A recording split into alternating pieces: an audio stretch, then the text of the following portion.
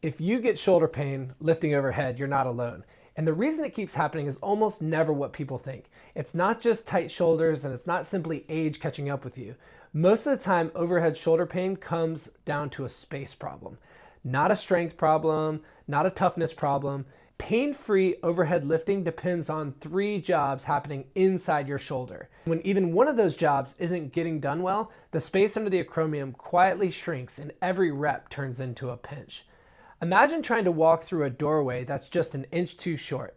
You duck, you twist, maybe you shrug your shoulder, not because you're weak, it's because the space is wrong.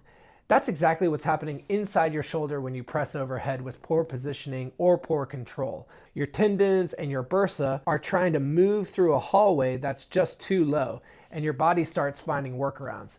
Today I want to show you how to fix the space problem by understanding 3 jobs your shoulder has to do every time you lift overhead and how to start restoring that motion one by one. Job number 1, creating enough space. Before anything else can work, your shoulder has to have room to move. When you move overhead with rounded shoulders, a forward head, or a stiff upper back, the acromion tips down and the upper back collapses forward. The shoulder blade loses its ability to rotate and tilt back the way it needs to. That's why so many lifters feel that sharp, pinchy sensation somewhere between shoulder height and lockout. The supraspinatus tendon and the subacromial bursa aren't irritated because they're fragile, they're getting squeezed because the space just isn't there. So the first job is simple: restore the space. Here's how we start doing that. First, thoracic extensions over a foam roller.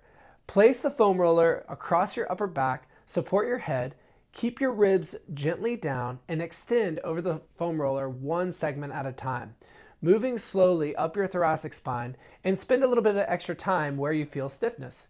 This starts reversing that collapsed kyphotic posture and gives your shoulder blades a better platform to move on. Second, scapular depressor priming.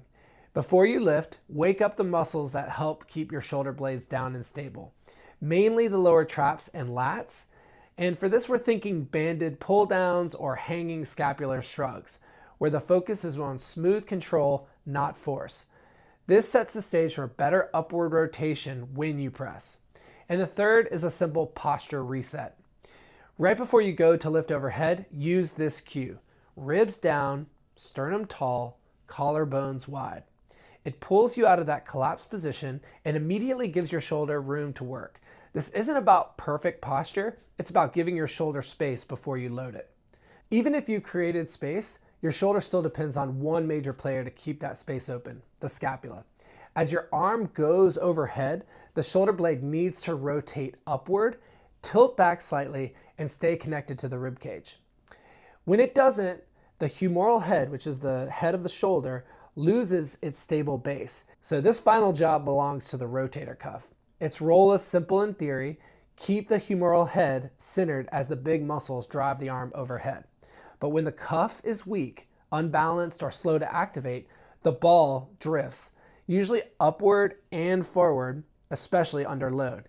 And that drift is where people start to feel the pinch at lockout or a dull ache later on that night. It's rarely a tear, but it is a control problem. And here's how we want to restore that control. We want to do some targeted rotator cuff strengthening. So we start with side lying external rotation. This is such an easy one. The elbow is at 90 degrees. This cleanly hits the infraspinatus and teres minor and teaches them to keep the ball centered. This is more of just a signal. We're trying to tell the cuff to stay online before the heavier loads start to show up. If barbell pressing consistently irritates your shoulder, don't force it. Switch to dumbbells or kettlebells with a neutral grip. Keep the elbows slightly in front of the body. This presses more into the scapular plane and avoids flaring the ribs or jutting the head forward during lockout.